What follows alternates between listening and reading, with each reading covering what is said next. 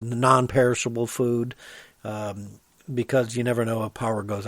You could have the winter tornado outbreak this spring, something else. It's never hurts to have that kind of stuff.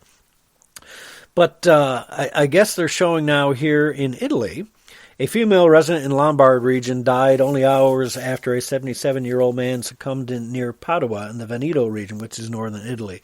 They're reporting. So Italy's reporting a total of 62 cases, many of them representing the first infections in the country via secondary contagion, that is, not directly from a visitor to China. The deaths come a day after health officials at the World Health Organization, I just screwed that up there, after the World Health Organization warned that attempts to contain the virus erupted in China in December were at a crisis point. So it kind of goes to the point. I've been listening across the spectrum, right? I've got the worst case, terrible nightmare scenarios. I've been reading those kind of articles. But I've also been reading the other end of the spectrum, right? And more people are actually dying of the normal flu or this latest season of flu than are dying from coronavirus. So, number one, don't jump out of your skin that the coronavirus, the novel corona, whatever they want to call it, COVID-19. And I've been doing my reading. It's hard to see what's real and what's not real. But you're looking 2 to 3% mortality rate, which is maybe similar to the flu. But allegedly, this particular virus is much easier to catch.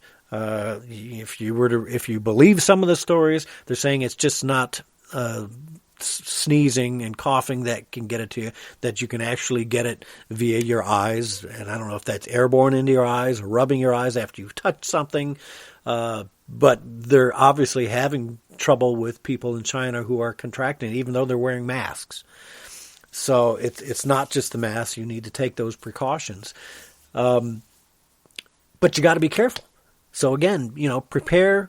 Should something happen here, should we get an outbreak, make sure you're preparing for it. Now, some doctors that I was listening to on Fox the other day, one of our national doctors here in the United States, said, you know what, this virus can actually, some people will get it and hardly have a sniffle. It could end up like a normal cold, and it makes you wonder how many people went to China, already contracted that virus, didn't show any symptoms, maybe didn't even have a fever, came back and have already spread it across the globe. I mean, is this thing out there and most people don't really get it very badly, don't recognize it as being anything different than a cold. If you're a lot of guys, we don't go to the doctor every time we get the sniffles. We just bugger through. We go and get our cold medicine from CVS and take our cold medicine, and a week later we're feeling fine. We don't worry about it. So you have to ask yourself, is this virus, if this thing started back in December in China, is this virus already around the world in a bunch of different places? And maybe it's mutating, maybe it's not, maybe it's getting weaker, maybe it's changing to something that's milder, I don't know. But is there something else going on with that virus that we don't know about? I mean, you've got to look at a lot of the things you see on video coming out of China and think, ooh, that sure seems a lot different attitude over there toward it. Now, I did see it, and don't take this story as fact, because I read it in one article, have not read it anywhere else, that this particular, and I think I actually put it in the Daily Drift. I'd have to go back a week or so to find that article again. I think I actually put it online. I'll have to look it up. That one of the codings in this virus, the code, the genetic code of this virus actually targets a chemical that's like ACE3 or something, which happens to be in higher concentrations in people of Asian origin. And that kind of crossed my mind. I was just talking last night with a guy who, out of the blue, said maybe it's the Chinese trying to control their own population and cut down on their own population. My eyes must have got big as I said, that's exactly what I was thinking.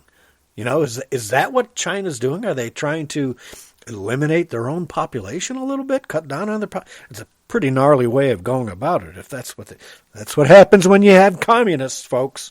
Don't let the government get that strong. Don't be voting for socialists and communists, because that's what you end up with. Again, is this true? I don't know. But it does seem very odd that there's a possibility that this virus was not just something that popped up at the marketplace because somebody had bat soup or ate a snake or whatever. Is that what's happening? Was this thing? Because you do have to know that there's a biolab, a Chinese biolab, like a mile and a half from that market in Wuhan, China. Pretty big coincidence, if you ask me. I'm just saying. So, cripes, the hour is just about gone. So anyways, folks, make sure you're going to thedailydrift.com. Thank you for tuning in this time. I appreciate you tuning in. I'll try to get more regular, and I'm going to try and get online and get people to be able to call in. I'm working on it, but man, it's been kind of nice, frankly, having the time off for me, which, I've been at this now into the politics and the newspaper and the radio for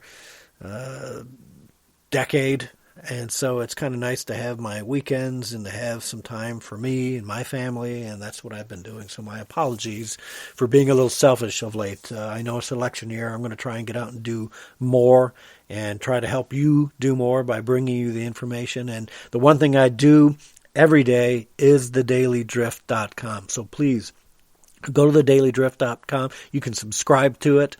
It'll pop up as a link in your emails, and that way you don't have to type in www.thedailydrift.com to get there. If you have any issues with that, please let me know. I've got some work to do on the website. I've got to get it revamped, but it takes time and effort and, of course, money. And so I'm working on that.